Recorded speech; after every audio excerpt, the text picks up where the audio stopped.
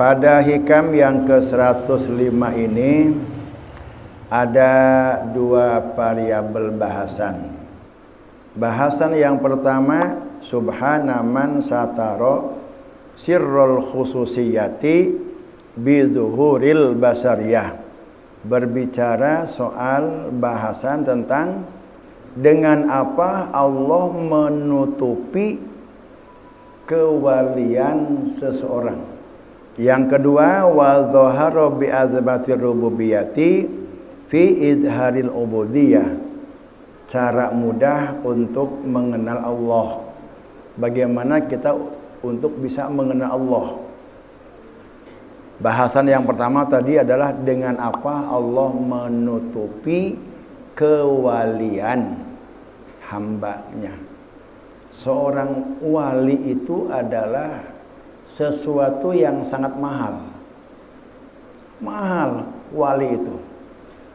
Wali itu secara umum adalah orang-orang yang beriman itu adalah waliullah. Wali Allah itu adalah kekasih Allah secara umum. Setiap orang-orang yang beriman kepada Allah dan beramal soleh itu adalah waliullah. Jadi kita juga nih secara pengertian umum bahwa kita ini adalah waliullah, orang-orang yang dikasihi Allah, orang-orang yang dicintai Allah, orang-orang yang beriman dan dia beramal kebaikan atau dia beramal soleh itu adalah waliullah secara umum.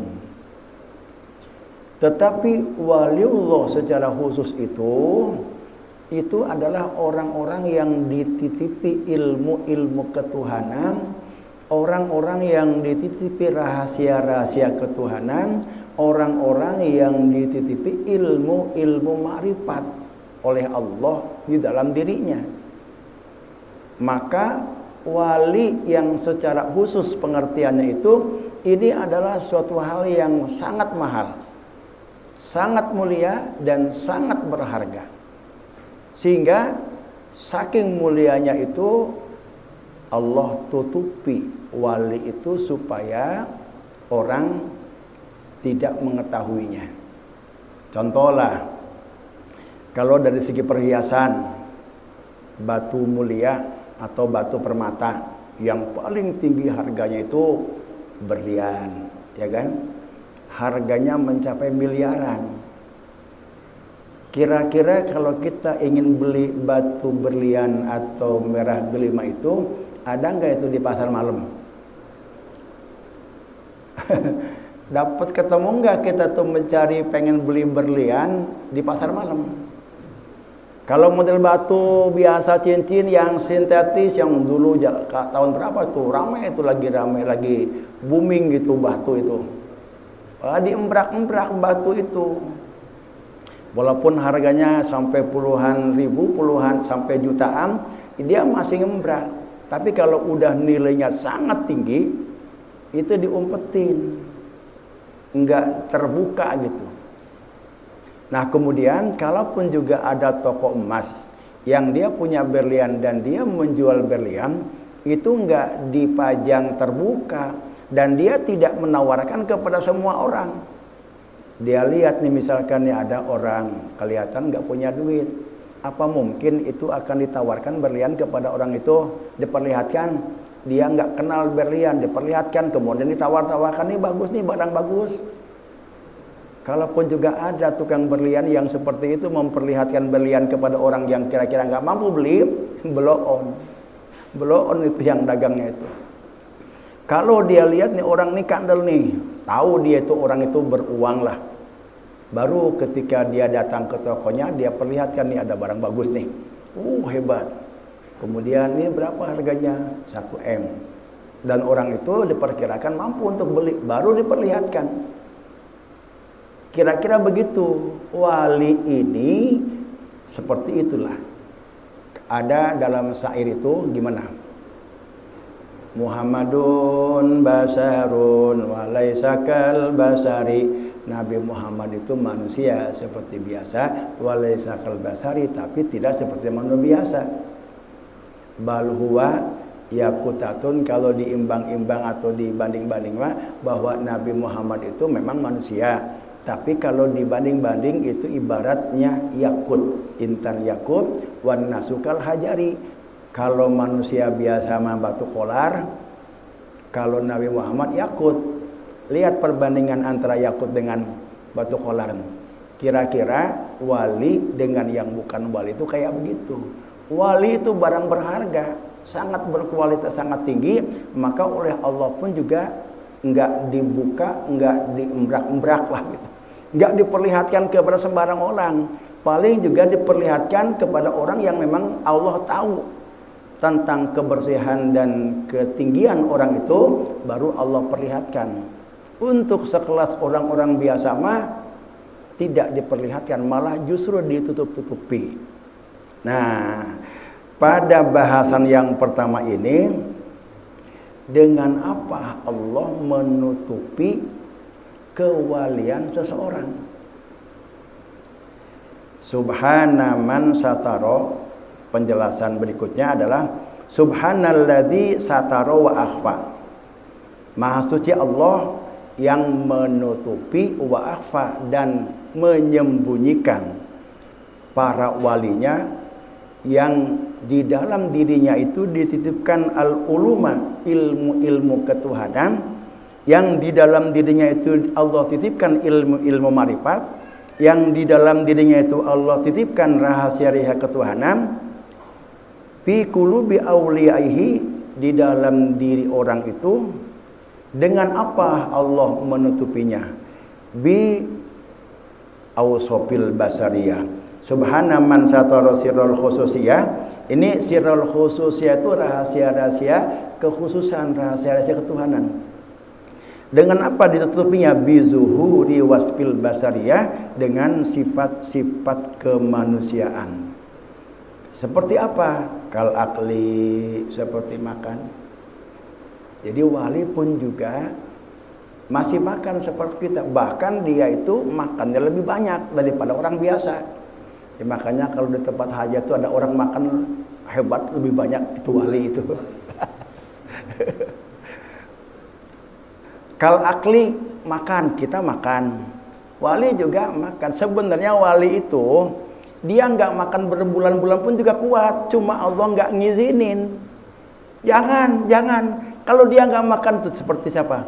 Seperti Sultan Maulana Hasanuddin, seberapa tahun dia nggak buang air seminggu juga masih diomelin tuh sama orang tuanya. 15 tahun cuma 2 kali buang airnya itu. Masih juga ditegur oleh siapa, Sunan Gunung Jati, Syarif Hidayatullah itu. Mampu orang yang sudah diangkat sebagai waliullah, dia nggak makan berbulan-bulan, bertahun-tahun pun tidak mampu. Cuma Allah nggak ngizinin. Jangan dulu, nanti kamu ketahuan kamu adalah waliullah. Kamu itu bukan orang sembarangan, kamu itu sangat berharga. Maka Allah tutupi wasfil basariyah, dengan sifat-sifat kemanusiaan. Apa itu sifat kemanusiaannya? Kal akli, seperti makan. Wasurbi, juga minum. Wanikah, berkeluarga. Wasinati, ngantuk, juga biasa ngantuk, dia berkeluarga. Wanaumi, tidur. Bahkan ada yang tidurnya juga lebih lama daripada kita. Wal marad, sakit. Wanisyan, lupa. Wagwiriha, dan lain-lainnya. Itulah Allah menutupi kewalian hambanya itu dengan sifat-sifat kemanusiaan. Sehingga dengan demikian kita sulitkan untuk mengetahui, membedakan ini orang wali atau bukan wali. Tapi kalau Allah perlihatkan, dia itu nggak makan, ada karomah-karomah yang diperlihatkan Allah, kita begitu mudah untuk melihat ini wali, ini bukan wali. Maka sengaja, kenapa ditutupi Allah? Karena barang mahal. Allah akan perlihatkan barang mahal milik Allah itu, wali itu, kepada orang-orang yang Allah tahu bahwa hatinya itu sudah bersih. Orang yang diperlihatkan bahwa itu adalah waliullah, artinya diperlihatkan karomah, wali itu kepada orang itu artinya orang yang diperlihatkan tentang kewalian seseorang itu orang yang dimuliakan Allah Subhanahu wa taala. Kita pun juga ikut mulia dengan diizinkannya Allah kita bisa melihat waliullah itu. Yang tadinya kan ditutupi oleh Allah itu. Kita melihat ya biasa aja, dia sama dengan orang-orang biasa, sama dengan kita. Dia makan, dia ngopi, dia berkeluarga, dia ngantuk, dia lupa, dia sakit, sama. Kita nggak melihat nilai kewaliannya itu.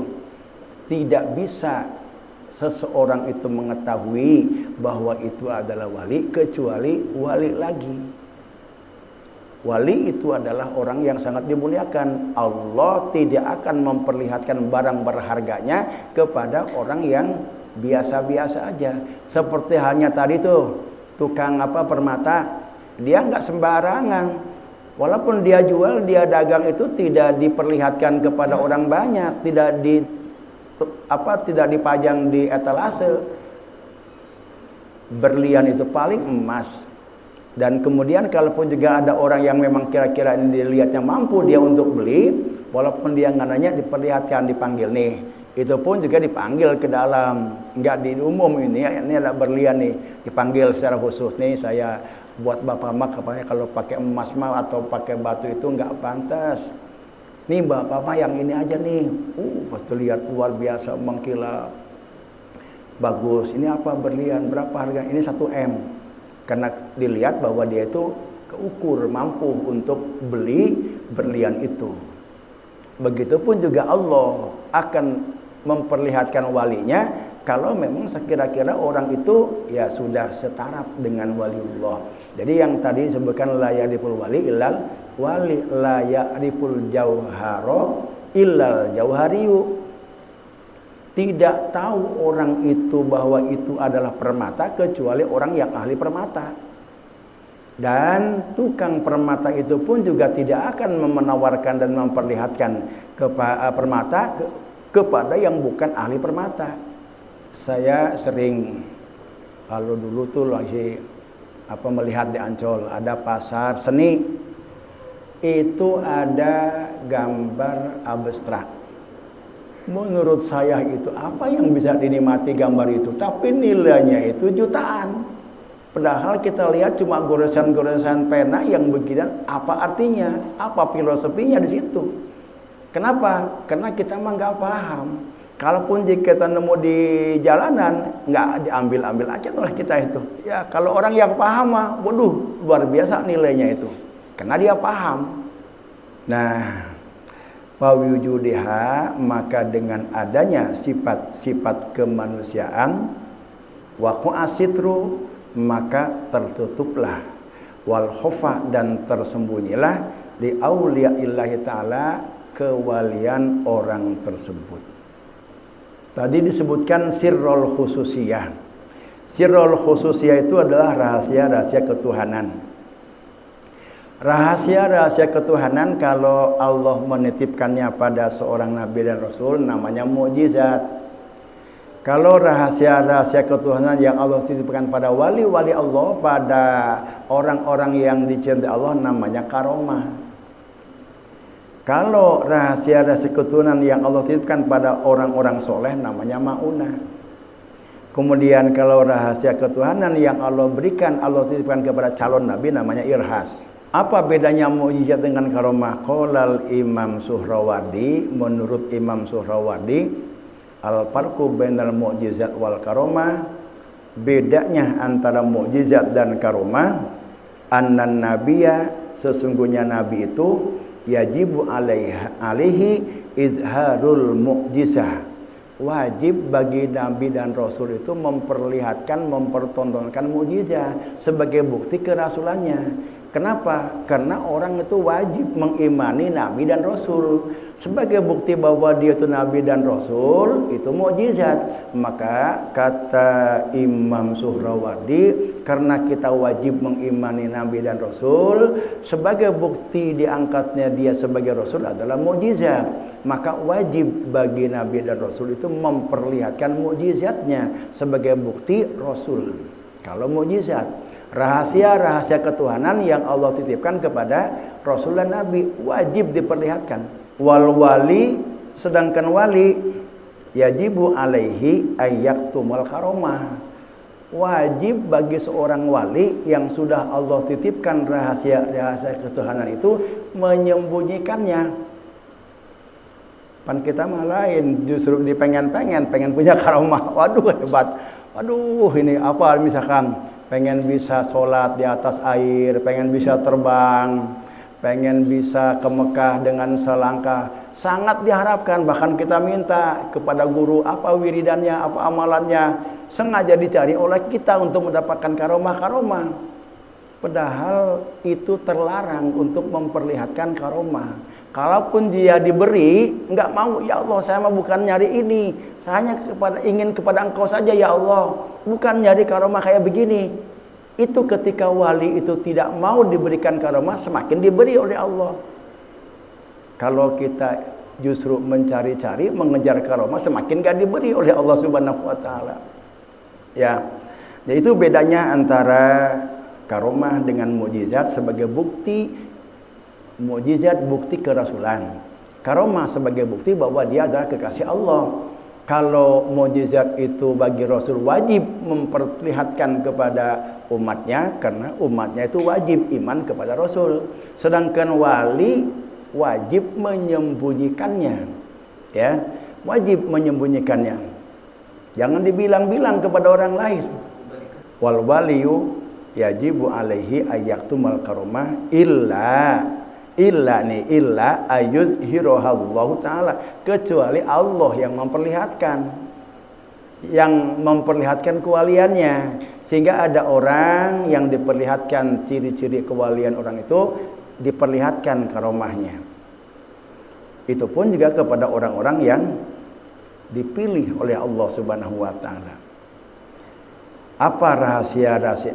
Kenapa Allah itu menutupi kaila ya'rifahum man la ya'rifa qadrahum, supaya tidak dikenal, tidak diketahui oleh orang-orang yang tidak mengetahui kedudukannya.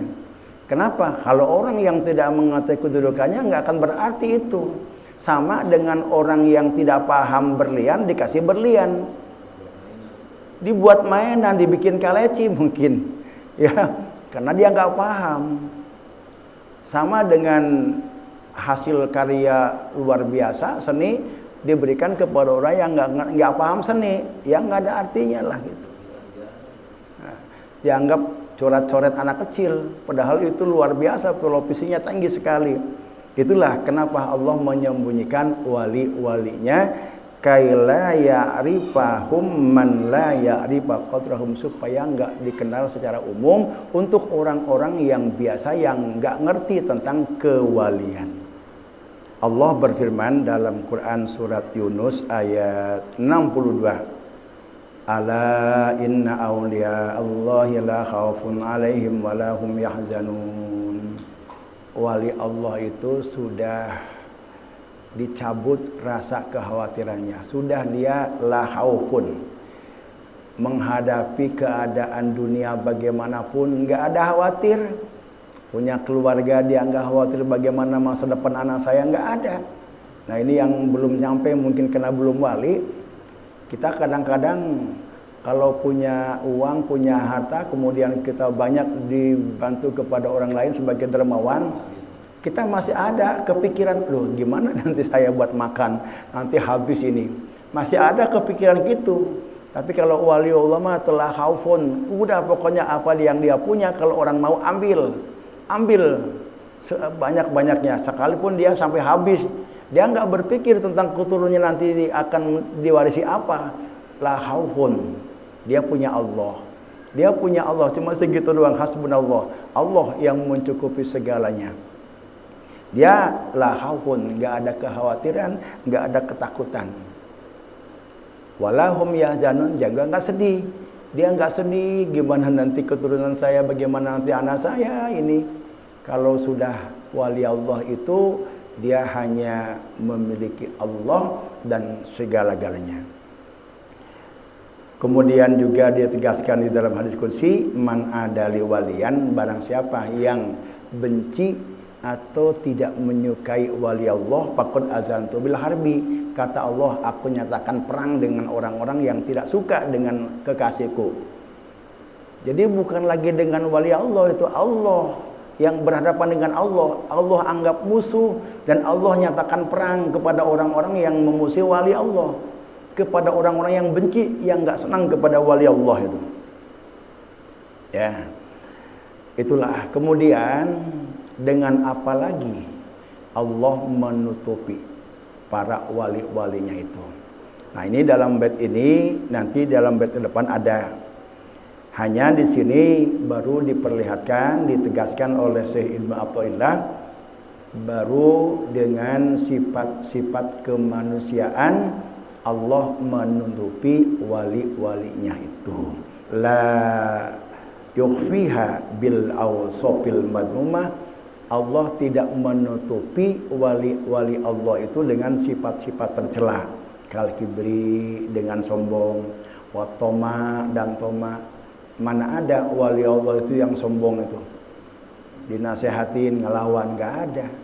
Karena itu sifat sombong, sifat tamak, hubbud dunya, dan sifat bakhil itu sebelum dia mencapai wali itu udah bersih di hatinya itu. Kan untuk mencapai tingkat itu kan dibersihkan dulu hati kita. Begitu dia menjadi wali, gak mungkinlah Allah tutupi dengan sifat-sifat tercela itu. Sedangkan sifat-sifat tercela itu sudah terhapus di dalam hatinya, udah gak ada, sudah gak tersisa sama sekali sifat-sifat tercela pada dirinya itu. Sehingga gak mungkinlah Allah menutupi kewalian hambanya itu dengan sifat-sifat yang tercela, dan juga tidak mungkin ditutupi dengan sifat dengan akhlak yang tidak baik. Apa seperti hasud, iri dengki. Apa wali ada yang iri dengki atau dendam kepada tetangganya? Tidak ada. Limaza? Kenapa demikian? Karena fa inna tilkal awsaf, sifat-sifat tercela dan akhlak-akhlak tercela itu qad zahaba fi qulubihim, udah bersih, hilang dari hatinya. Idla taskutu khususiyatul wal wilayatu ba'da mahwiha. Enggak mungkin Allah menutupi dengan sifat-sifat tercela tentang kewalian hambanya. Demikian juga wala yufiha aidan bi israril ma'siyah. Tidak mungkin Allah menutupi kewalian hambanya itu dengan kemaksiatan, baik itu kemaksiatan zahir maupun kemaksiatan batin. Kemaksiatan zahir seperti pendusta, mana ada wali yang tukang bohong, mana ada wali ghibah yang suka membicarakan, membuka aib orang, waria, tidak ada wali yang ria, wasariqah, mencuri, wa ghairi dzalika, dan lainnya. Li'annal israra tujibul fasqa, karena dengan terus-terus dia mengekali maksiat itu akan membawa dia kepada tingkat kefasikan. Itu bukan wali. Kemudian waqad waroda fil hadis, ini ada di dalam hadis, majabalallahu ta'ala waliyan. Allah tidak membuat tabiat atau karakter seorang wali itu illa ala husnil khuluq wassaho, kecuali akhlaknya baik dan dermawan. Nah, itulah banyak para wali Allah itu yang ya menyebar-nyebar uang, bagi dia itu uang bagaikan kertas, bagaikan daun yang gak berharga bagi dia itu. Qala Syekh Abdul Abbas Al-Mursi rahimahullahu taala, ma'rifatul wali as'ubu min ma'rifatillah. Mengetahui seorang wali itu lebih sulit daripada mengetahui atau mengenal Allah. Kenapa? Karena mengenal Allah itu fa innallaha ma'rufun bil kamalihi wa jamalihi. Untuk mengenal Allah itu cukup kita mengenal dengan kesempurnaan dan keagungan Allah. Sedangkan wal waliyu makhlukun misluka, wali itu sebagai makhluk yang sama juga dengan kamu. Yaqulu kama taqulu, dia makan sebagaimana kamu makan. Wa yasrubu kama tasrubu, dan dia minum sebagaimana kamu minum. Wa yanamu kama tanamu, dan dia juga tidur sebagaimana kamu tidur. Cuma wa idza aradallah, Allah menghendaki ayu arifaka bi waliyin, Allah akan memperlihatkan hambanya yang sudah diangkat Allah sebagai wali, tauba anka wujudi basariyatihi. Itu sifat-sifat kemanusiaannya itu Allah angkat. Allah tarik.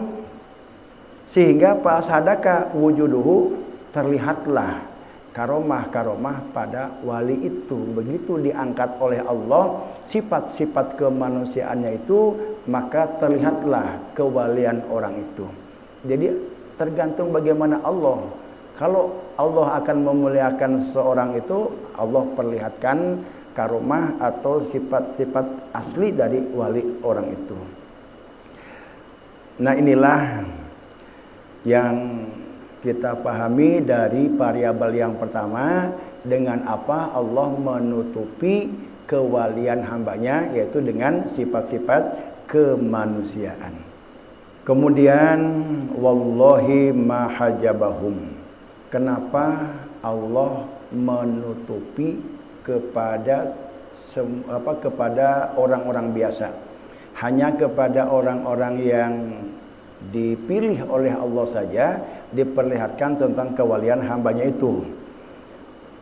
Dikatakan di sini wallahi, demi Allah, ma hajabahum anka illa min adami sidki wa su'i adabika. Allah tidak mungkin menutupi kewalian seseorang itu kalau di diri kamu tidak ada keyakinan tentang orang itu sebagai wali. Banyak wali kos itu wasu'i adabihim, dan buruk adab kepada para waliullah. Ini termasuk juga kepada guru. Seorang guru, seseorang yang kita jadikan sebagai guru, guru batin yang menuntun kita perjalanan menuju Allah, kita harus yakin dengan guru itu dan kita harus punya adab.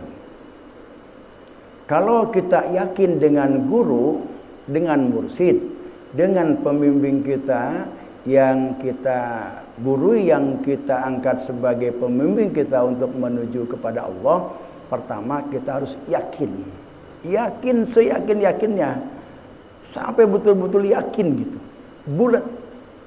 Yang kedua, baik adab kepada guru.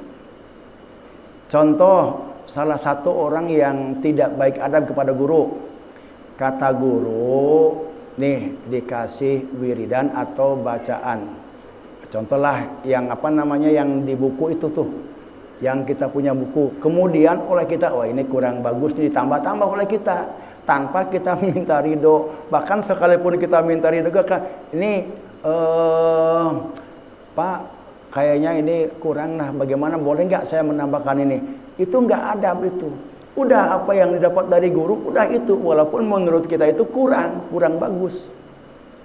Kalau kita nambah-nambahkan, dibagus-baguskan sendiri, kita tuh nggak punya adab kepada guru. Nah, kalau kita sudah nggak adab kepada guru, kalau sudah kita nggak percaya, yakin dengan guru, jangan berharap barokah dan rahmat guru itu akan ngalir kepada kita. Nggak akan datang barokah guru itu. Artinya dulu kalau kita terkecoh ini, kalau kita melihatkan hakikatnya, artinya secara zahir bukan mursyid yang bisa memberikan barokah, tetapi mursyid itu Allah berikan wilayah, kewenangan untuk menyalurkan, memberikan barokah yang Allah titipkan. Ketika orang itu sudah nyampe, sudah taraf kepada waliullah, Allah menitipkan barokah dan rahmat kepada guru mursyid tersebut. Kalau kita percaya dan bagus adab kepada guru itu, dengan sendirinya Allah buka keran barokah dari guru itu mengalir kepada kita dengan sendirinya. Kuncinya itu yakin. Kalau kita nggak yakin, jangan berharap kita mendapatkan barokah dari guru itu. 75% enggak 100% kita percaya ke guru. Ada ragu-ragu sedikit, ini keyakinan kita kepada guru itu, ini bener enggak nih guru ini bener enggak nih sebagai orang yang sudah ahli.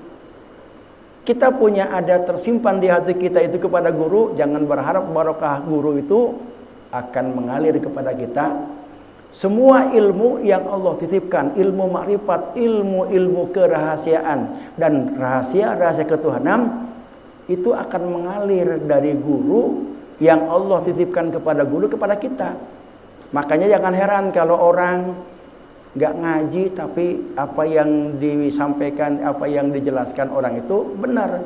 Itu karena channelingnya kuat kepada guru, yakinnya kuat kepada guru itu.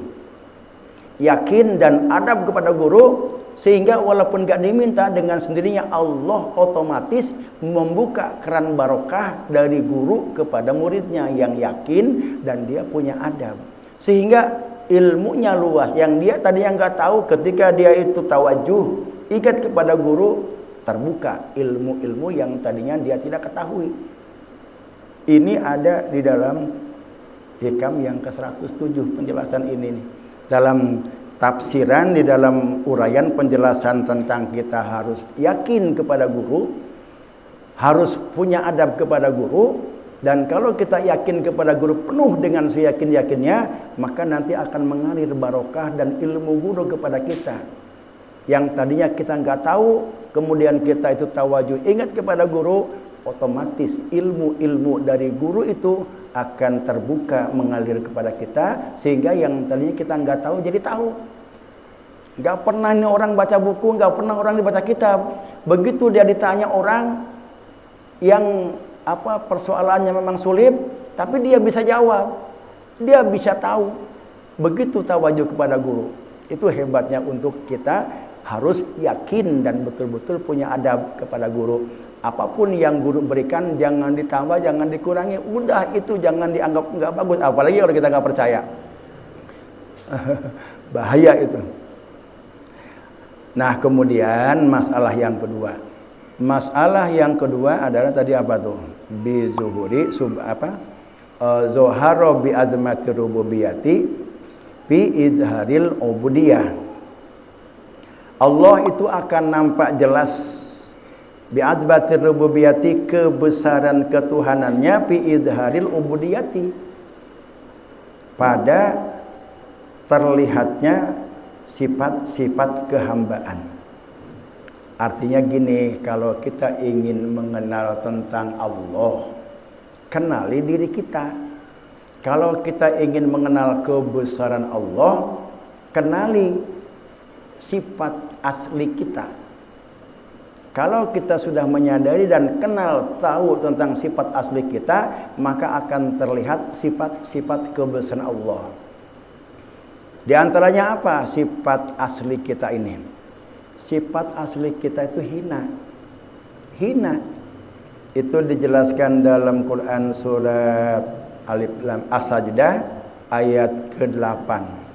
As-Sajdah itu surat ke-32 ayat 8. Di sana ada firman Allah, summa ja'ala naslahu mimma'in mahin. Nabi Adam tercipta dari tanah. Kemudian keturunan Nabi Adam itu tercipta mimma'in mahin, dari air yang hina.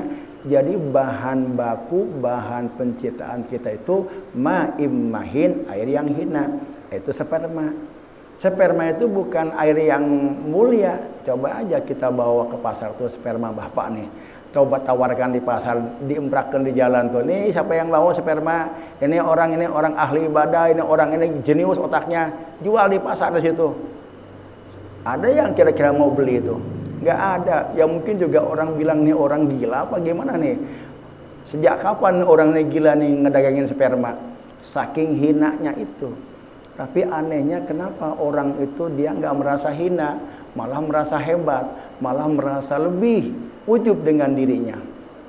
Nah kalau kita sudah menyadari bahwa diri kita ini aslinya itu adalah hina, kelihatanlah betapa mulianya Allah Subhanahu wa ta'ala.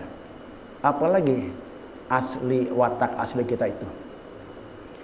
Watak asli kita itu lemah. Di hadapan kepada kesulitan selalu mengeluh kita itu.